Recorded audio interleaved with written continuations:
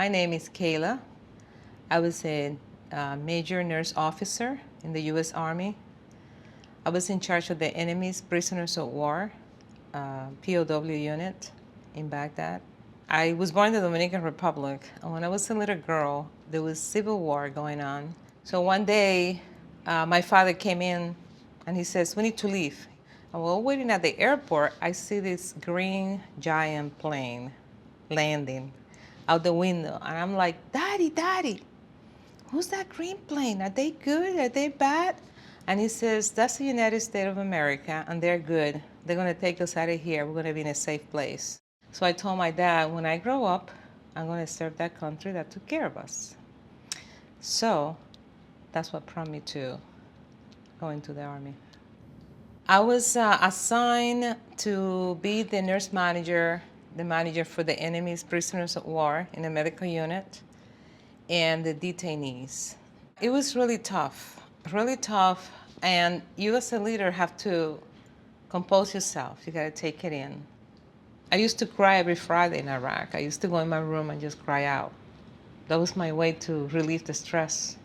I couldn't cry in front of my soldiers. I suffered like they did.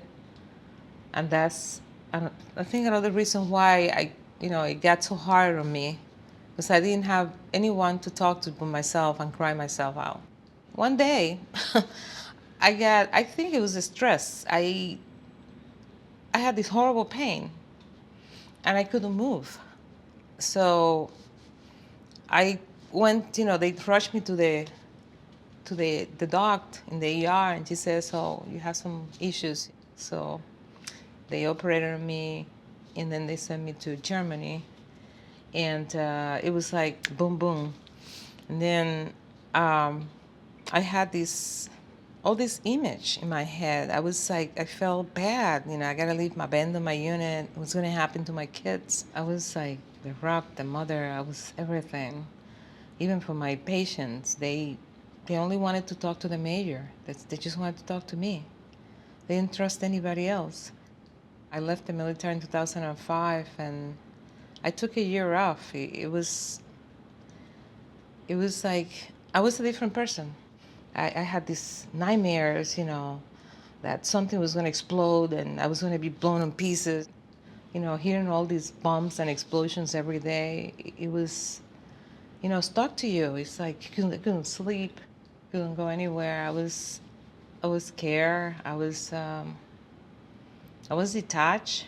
I kept to myself like that until 2007. I started working, and I heard my second week, toward the end of the orientation period, they played the national anthem, and they have pictures of soldiers and stuff. I got goosebumps. I panicked. I'm like, I started crying and crying and crying. I told the lady, "You have to excuse me, I gotta get out of here." So I walk into the mental health walk-in clinic, and I started talking and crying and crying. And she told me, "Have you ever been treated for PTSD?" And that's when I decided, I don't care what, it's my life. I gotta take care of myself. I can deal with, somebody gotta help me. So she hooked me up. I started talking to a therapist. I started getting relief. I started feeling a little bit more content. I was more safer. Up to now, I still see my therapist. It's getting much easier, yes.